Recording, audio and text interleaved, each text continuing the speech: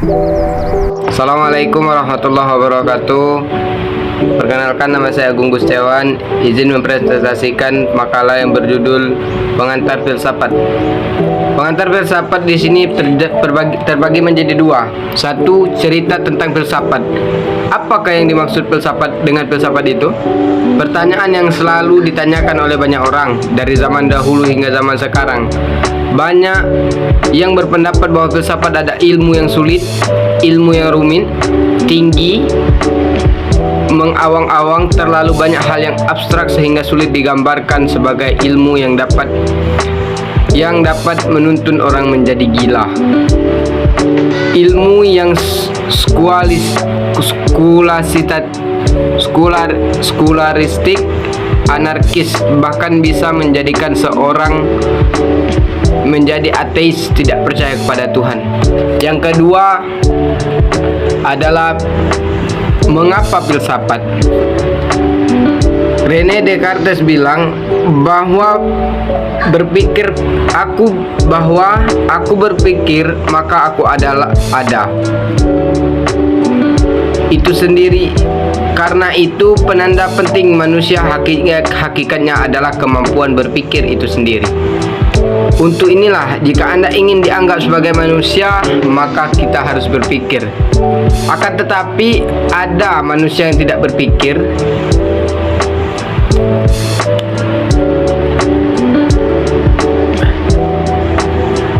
Ada manusia yang tidak berpikir.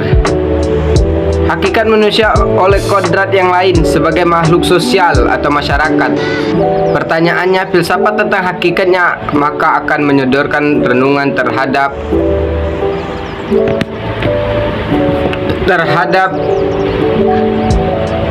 di manakah aku. Yang kedua yaitu asal mula filsafat, yang dimana yang pertama ini terbagi menjadi berbagai asal mula. Satu, apa yang menyebabkan lahirnya filsafat? A, pertentangan antar mitos dan logos. 2, B, rasa ingin tahu. C, keheranan. D, kesangsian. E, kesadaran akan keterbatasan. F, rasa kagum atau trauma. Baiklah, yang C, saya akan menjelaskan cara berpikir filsafat. Berpikir menjadi salah satu karakteristik kehidupan manusia. Dengan berpikir, manusia akan eksis dalam kehidupannya.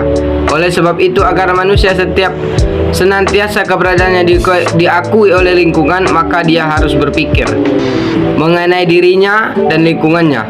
Manusia menjalani kehidupan sehari-hari selalu dihadapkan dalam aktivitas berpikir. Beragam masalah datang untuk kita selesaikan dengan memikirkan cara penyelesaiannya. Setiap permasalahan yang ditemukan menjadi ciri dari orang tersebut sedang berfilsafat. Adapun cara-cara berpikir filsafat itu ada 3 yang dibagi. Yang pertama, berfilsafat menyeluruh. Apa yang dimaksudkan berfilsafat menyeluruh di sini? Berfilsafat menyeluruh di sini maksudnya seorang ilmuwan tidak akan pernah puas mengetahui hakikat ilmu dari segi pandang ilmu itu sendiri. Dia ingin mengetahui hakikat ilmu dari sudut pandang yang katanya dengan moralitas, serta ingin yakin apakah ilmu membawa kebahagiaan atau kebahagiaan dirinya. Hal ini membuat ilmuwan tidak akan merasa sombong dan mengaku yang menyatakan tidak tahu apa-apa, dan di atas langit masih ada langit. Yang kedua, berfilsafat mendasar.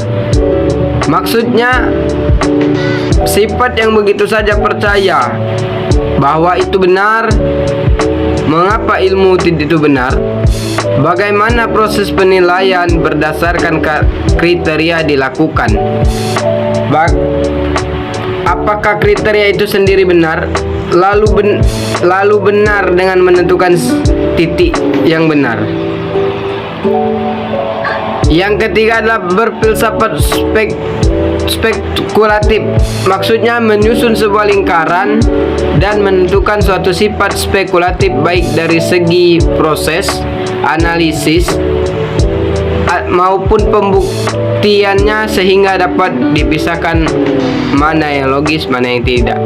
Akan lebih rincinya secara berpikir filsafat ini ada yang ditemukan oleh Ahmadi tahun 1995, yaitu sebagai berikut. 1. Harus sistematis. Pemikiran sistematis ini dimaksudkan untuk menyusun suatu pola pengetahuan yang rasional. 2. Harus konsepsional. Secara umum konsepsional berkaitan dengan ide atau gambaran yang melekat pada akal pikiran yang berada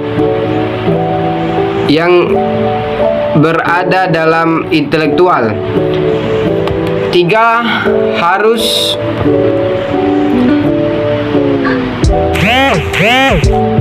koheren atau nuntut adalah unsur-unsurnya tidak boleh koheren